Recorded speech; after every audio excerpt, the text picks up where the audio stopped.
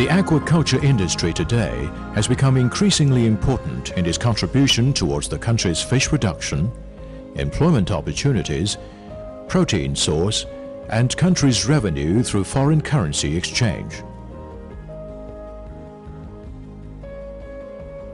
In Malaysia, aquaculture consists of freshwater fish and prawn in pond culture, cages in tanks, fish and marine prawn in ponds, marine fish in cages, cockle, mussel, oyster, and ornamental fish.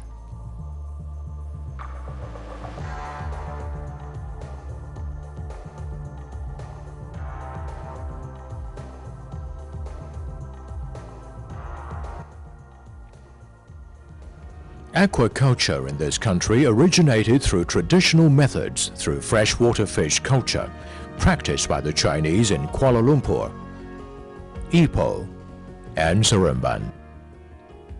Since then, aquaculture has developed rapidly and has become a new field given emphasis by the government to be developed alongside the deep-sea fishing industry.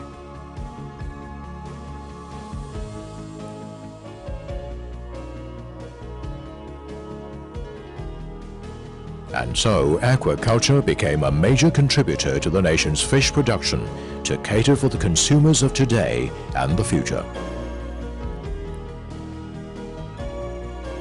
In 1994, aquaculture produced more than 118,000 metric tons of fish, valued at about 380 million Malaysian ringgit.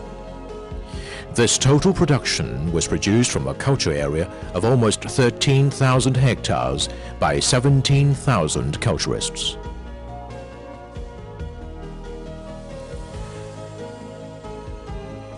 Cockle is a major contributor, which is about 70% of the annual total aquaculture production in this country. Whereas the tiger prawn is a highly valued aquaculture commodity and a significant portion is exported.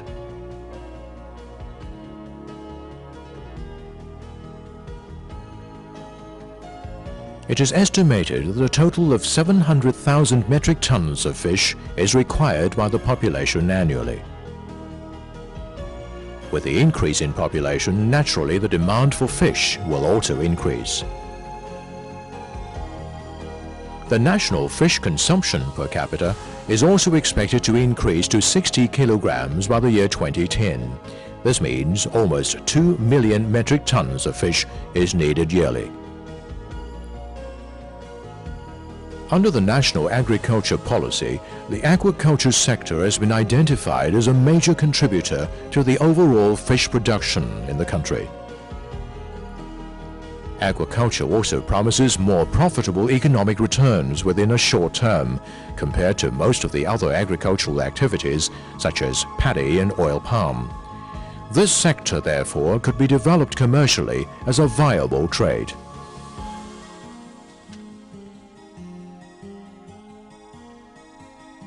A development plan on the aquaculture industry has been formulated to ensure that the objective is achieved. The Fisheries Department has designated the potential areas for aquaculture development throughout the country through the Geographical Information System, or GIS.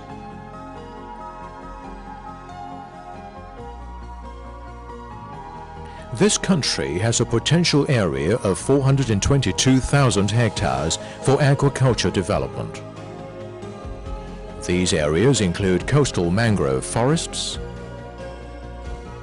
mud flats, natural mussel growing areas, sheltered coastal waters, land areas, former paddy fields, disused mining pools, lakes and dams.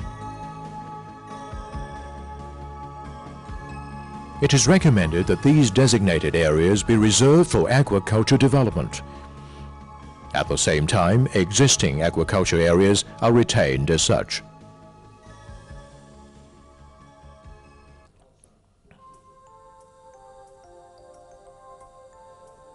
A development strategy which will be implemented to achieve the objective is divided into a three-pronged approach. Area approach, by creating a nucleus estate. Group approach.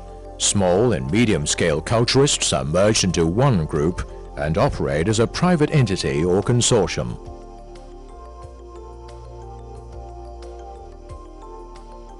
Global approach involves the private sector on a large scale.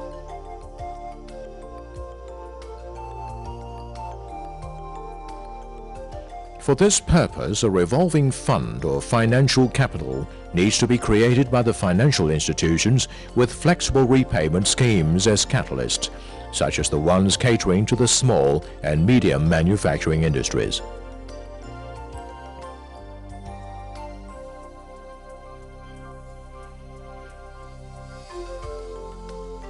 This step has enabled the umbrella concept to be introduced through joint ventures between the private sector and small-scale culturists. The private sector should play a role in technology advancement through their own research programs, including downstream industries.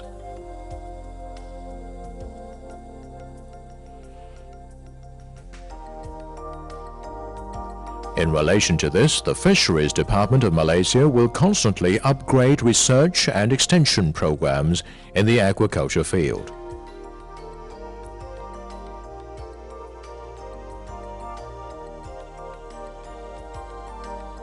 Emphasis is given to efforts in improving the existing production of aquaculture systems, feed, culture management, fish health, post-harvest technology, and the quality and grading of aquaculture produce.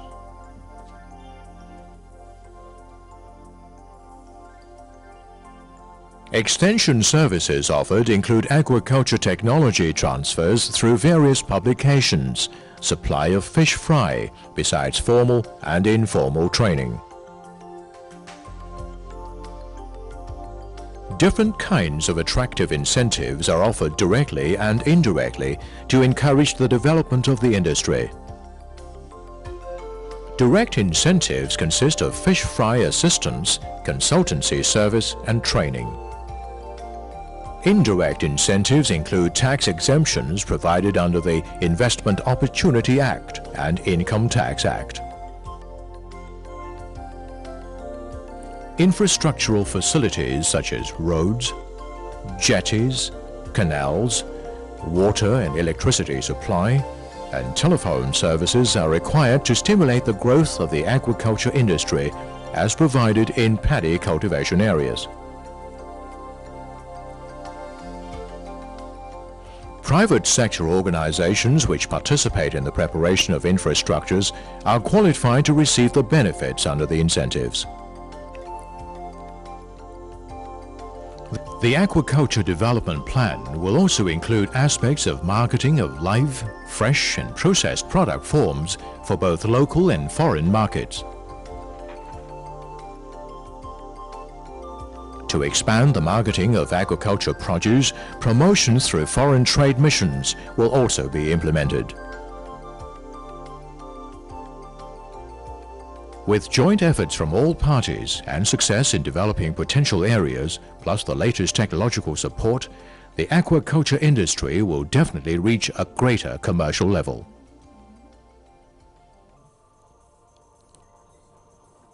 The Fisheries Department of Malaysia has forecast the production of 350,000 metric tons of fish, valued at almost 3 billion ringgit, towards the end of the National Agriculture Policy, in accordance with the government's aim of achieving the objectives of Wawasan 2020.